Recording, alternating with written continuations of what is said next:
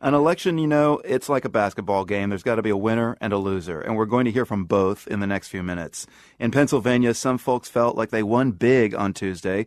The state was once reliably Democratic, but Trump carried it, thanks in large part to voters in western Pennsylvania, blue-collar areas that were once home to thriving steel mills. Those jobs are largely gone, a fact that many there blame on bad trade deals and globalization. One of the places affected is Monessen, a town of 7,500 just south of Pittsburgh.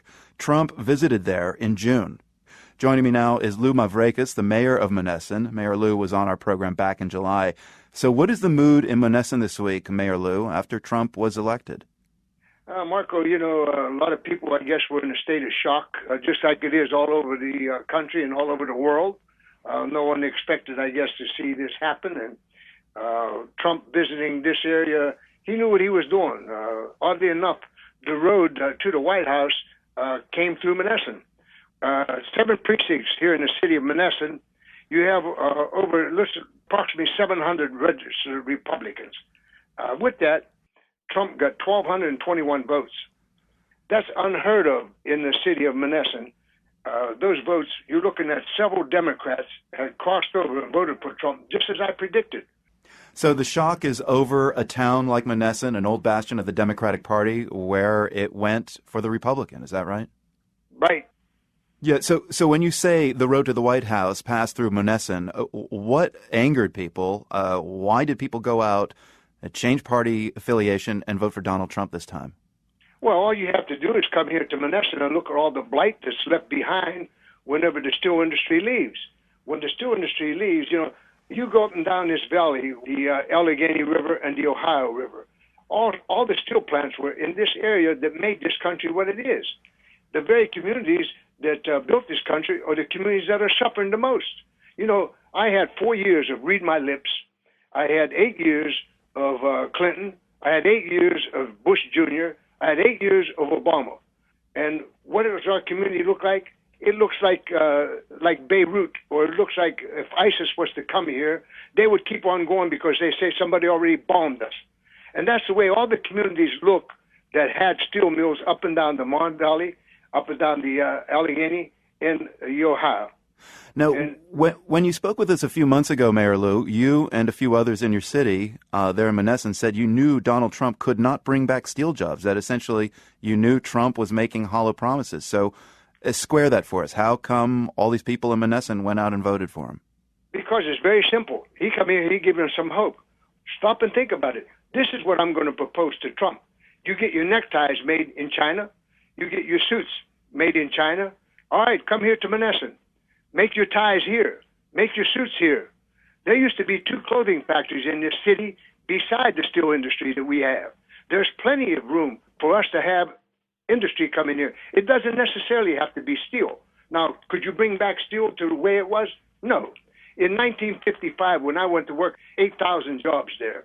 Now, with the same amount of steel being produced today, with modern technology and with the computer age, 400 will produce the same amount of steel. So what are we talking about? You don't have to have steel come back here, but you got to have some jobs come back here. Now, surely, Trump talks about the expertise that he has in agreements. Well, fine. Get the Chinese to bring some of their factories over here. Make the suits, make the ties, make something here in this country. What will the people of Monessen be feeling in 2020 if you don't see any new manufacturing there? You know what you're going to find? You're going to find a one-termer and somebody else is going to be elected. Lou Mavrakis, the mayor of Monessen, Pennsylvania, thanks very much. You're welcome, my friend. One group of voters who helped propel Donald Trump to the White House, conservative Christians. During the course of the campaign, Trump sometimes spoke and behaved in ways that Christians might deem unchristian, and yet they still supported him. We wanted to check in with a Christian Trump supporter, so we called Dr. Sabi Kumar. He's a Republican state legislator in Tennessee. He was just reelected on Tuesday. And I started out by asking him how the election looked from his hometown. The election looked very much pro-Trump from the very beginning, and certainly Donald Trump carried 72% of the voters in Robertson County, Tennessee. The big issues of concern were really the direction of the country. This is a conservative society with very solid conservative values, and the feeling definitely is that our country has moved so far to the left on social issues that the course needs to be corrected. So what about you? Did you support him? Yes, I do, with certain reservations. Certainly, some of the pronouncements of President-elect Trump were not along the lines that we would have liked to see. I want to ask you, though, Donald Trump had a lot of support in his campaign from Christians, despite his kind of unchristian vulgarity. Help us understand why the Christian community really liked Trump. That is the enigma of Donald Trump. Because here is a man who's a Manhattan billionaire, and he is able to identify with blue-collar workers. Here is a man who's not church committed, and he's able to identify with evangelicals.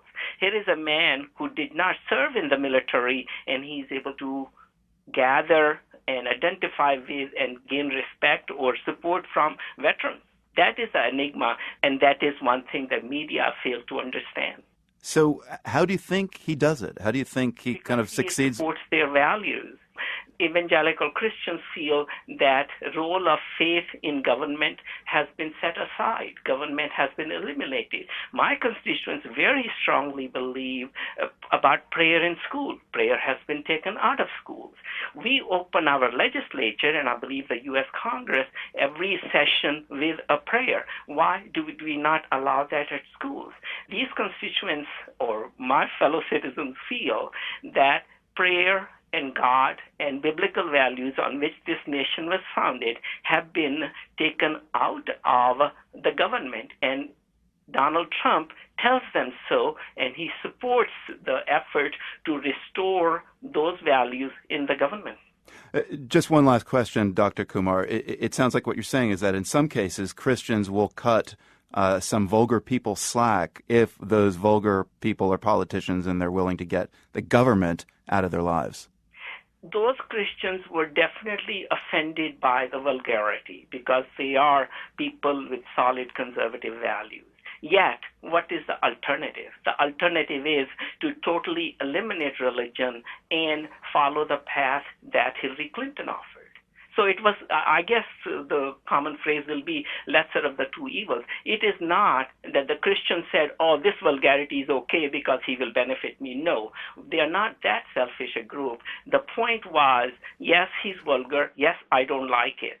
I wrote a recent article, I write in the local newspaper, and my first phrase was that if shaking of the head from side to side would count as exercise, we will be a very fit society. That is the response that I received from my citizens. Again, 72% of them voted for Donald Trump, but the response was, yes, I'm going to vote for him, but they will shake their head side to side because they were unhappy with some of his statements that you characterize as vulgarity. Yes, these Christians are not accepting of that. They are unhappy with that. But when they look at the alternative of Hillary Clinton, then they chose Donald Trump over that. Dr. Sabi Kumar, a Republican state legislator in Tennessee who was reelected on Tuesday. Thanks very much.